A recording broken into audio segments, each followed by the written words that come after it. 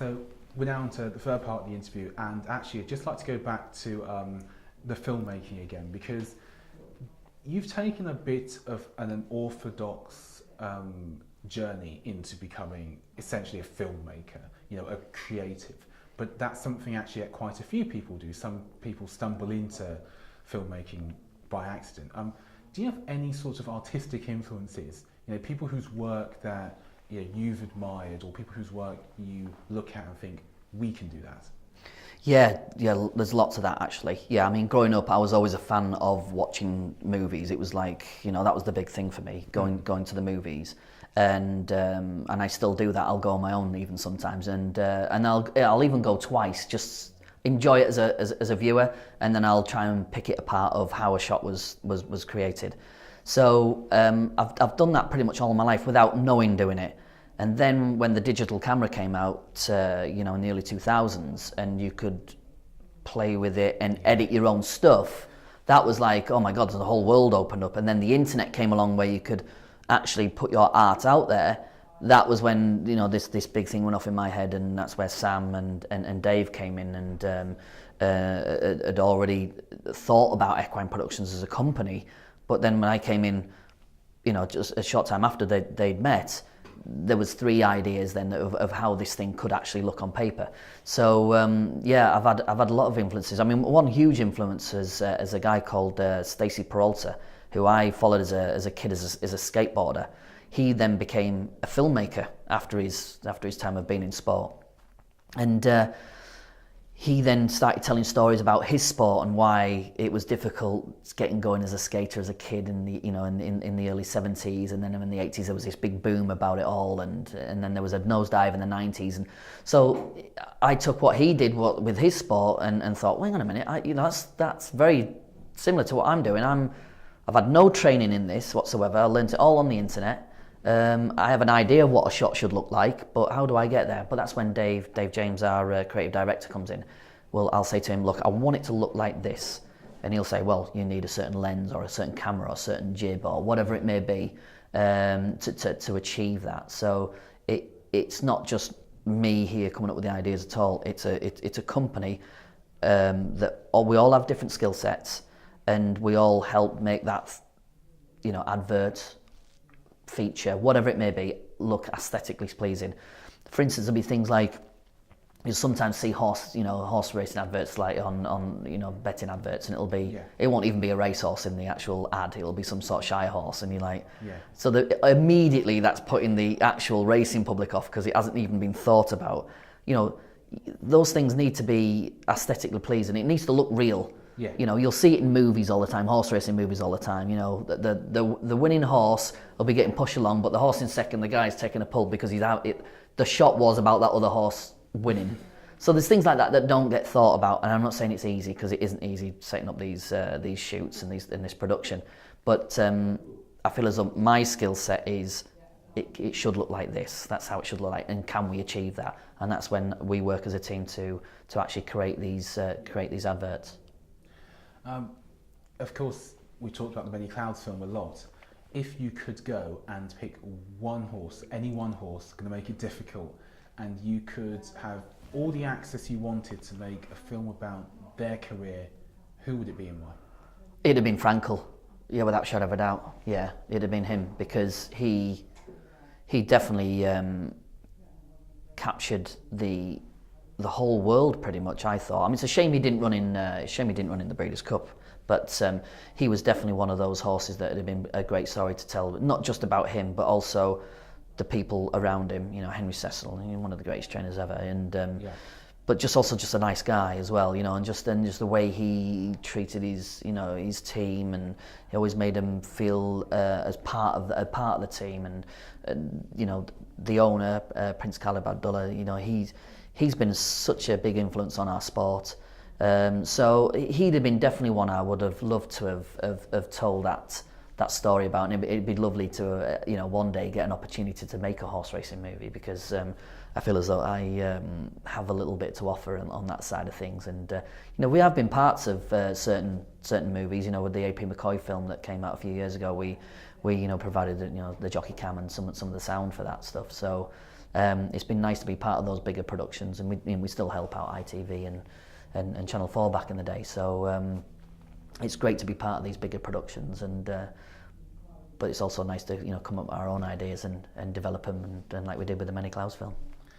Speaking of ideas, have you got anything significant planned for the future that you're particularly excited to work on, or that you're working on right now? Is there something that you're thinking, I can't wait for people to see that? Yeah, there's a few companies that we're constantly working with. Racing Welfare is definitely one of them, and we love working with those guys to help promote that charity. Another one is working with the BHA and the Careers in Racing team. I said earlier in the interview, I want to try and attract more people to this sport. It's an amazing sport. I love being in this industry. Yes, it's hard work, but you don't get anywhere by not doing hard work. So it's just attracting them in the right way, and also just and getting them engaged, really.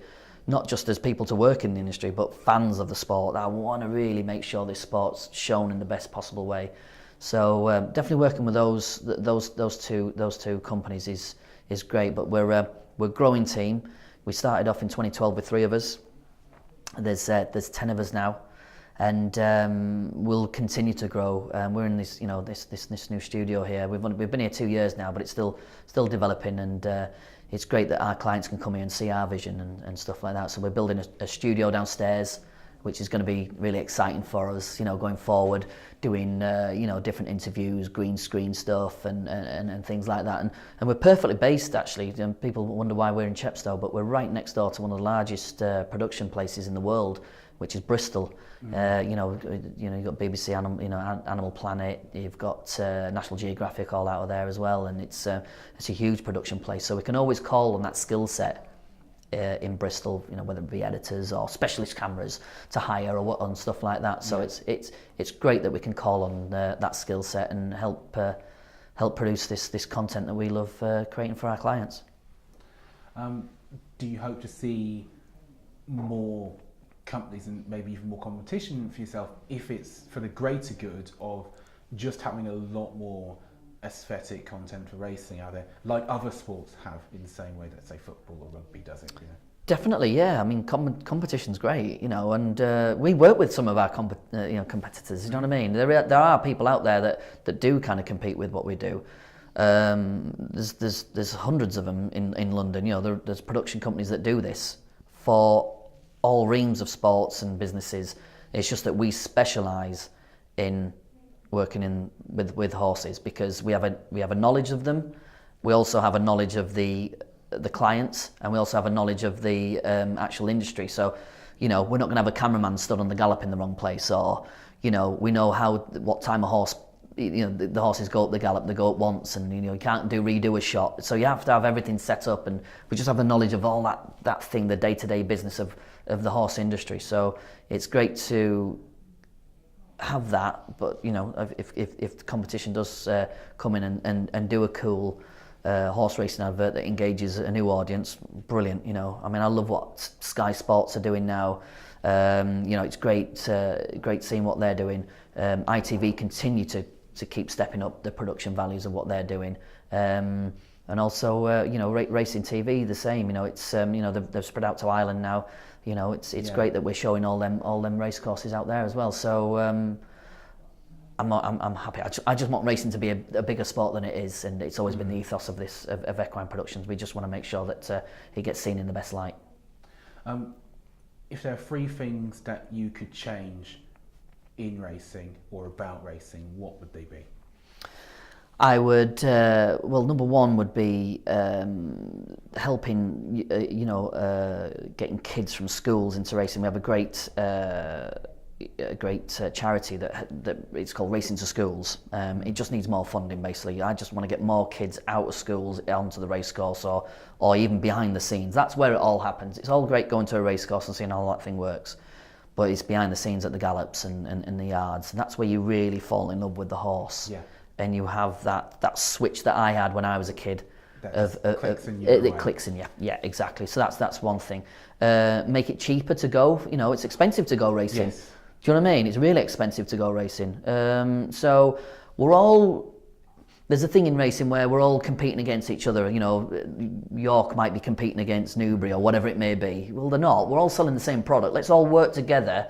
And we're against the cinema and football and cricket and all that type of stuff. Do you know what I mean? Let's get. I want their pounds, not other racecourses pounds. Do you know what I mean? Let's get more of an audience in. So that's definitely one thing. Make it cheaper to go racing. And I suppose probably the third thing is the you know, trying to get a different demographic into the sport. Do you know what I mean? I think it's when you go racing, it seems to be the same people. Let's try and attract a different audience, not just the same, you know, not just a young audience, but a different audience. You know, the ethnic minorities that don't come racing. You know, why? Let's find out why. You know, what is it? What's putting them off? And let's invest in that and get them on board. And you know, let's have one hub where they can type into Google, I want to go racing, and then it directs them into the right place. Good friend of mine, Jockey, he's already thought of how to do this. You know, let's put that in place. How can we make that happen and fund it better? Absolutely. And last but not least, what's one thing that you're really looking forward to doing before, you know, the end of 2019? You know, as we get to the end of 2019 and you'll be looking back, what's the one thing that you'll be really happy with, hopefully? Well, we've been working with Kaylee Woolacott on telling her story and Lola, so we're continuing to do that.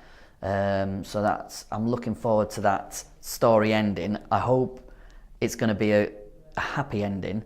You know, obviously Lola was a big part of Richard Woolacott's life, and unfortunately his life ended a couple of years ago, and it was sad that happened. But what's captured everybody's imagination is the fact that this horse is still continuing to capture everyone's imaginations and helping Kaylee continue that great journey. So we've been working with Betway with helping tell that story, and that could make all that footage that we're collecting. We could do the same again with telling her story and making that into a full length documentary and showing that Lola's journey has definitely helped the human being, because it's certainly, you know, great therapy being around these animals. They've definitely helped me. That's a wonderful note on which to end this episode of Betting People. Thank you so much for your time and for inviting us down to your wonderful base in Chepstow. Thank you, William.